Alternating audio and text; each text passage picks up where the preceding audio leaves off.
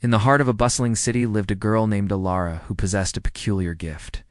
She could hear the stars, not as in she could see them, but literally listen to their whispers on windy nights. The sound was like a lullaby, a soft, sweet melody that soothed her very being. There, under the ancient oak, she found a small, intricately carved wooden box.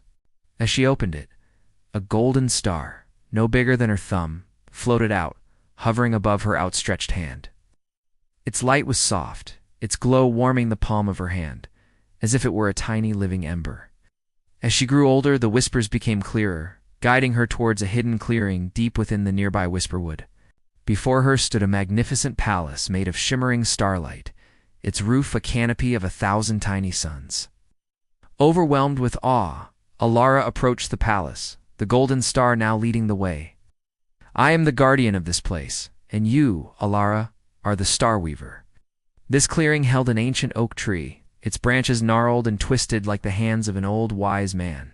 Inside, the walls shimmered with constellations, the very patterns of the stars themselves. And in the center sat the old oak tree from the clearing, its roots entwined with starlight. Here, Alara learned that she wasn't just a girl who could hear the stars. She was a star weaver, a being of pure light destined to keep the balance between the celestial and mortal realms. But as the star weaver, a cosmic melody forever binding her to the whispering stars. And as she approached, the tree shimmered, transforming into a woman whose eyes twinkled like distant stars. And the golden star that had become her constant companion was actually a fragment of a dying sun entrusted to her care. With newfound purpose, Alara embraced her role as the Star Weaver. She tended to the golden star, nurturing it with the music of the spheres, the stories of the universe, and the light of 1,000 suns. And it was here that Alara felt most at peace, most connected to the whispering stars. At first, its presence brought her joy. But as weeks turned into months, she began to feel burdened by its unwavering attachment. She tried hiding it, burying it in the ground, or even tossing it into a nearby lake. With a mix of fear and determination, Alara stepped out into the night. The wind tugged at her clothes, urging her onward. She walked past the old oak tree in the clearing, deeper into the whisperwood, following the path illuminated by the bright star above. Yet each time it reappeared beside her, its glow dimming slightly with what seemed to be a hint of sadness. One evening, drawn by an insistent whisper, Alara hurried to the clearing.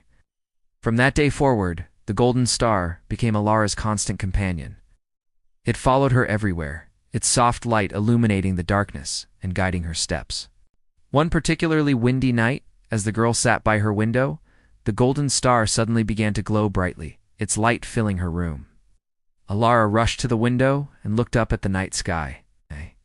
There amidst the twinkling stars, she saw one that shone brighter than the rest, pulsing with a warm, inviting light. And then she heard it, a voice carried on the wind, ancient yet kind, calling out to her. As she journeyed, the trees thinned, revealing a sight that took her breath away. Suddenly, the palace doors swung open, and the wind seemed to carry 1,000 welcoming voices. "Welcome home, child of starlight," she said, her voice echoing with the music of the spheres. With that, the woman led Alara deeper into the palace.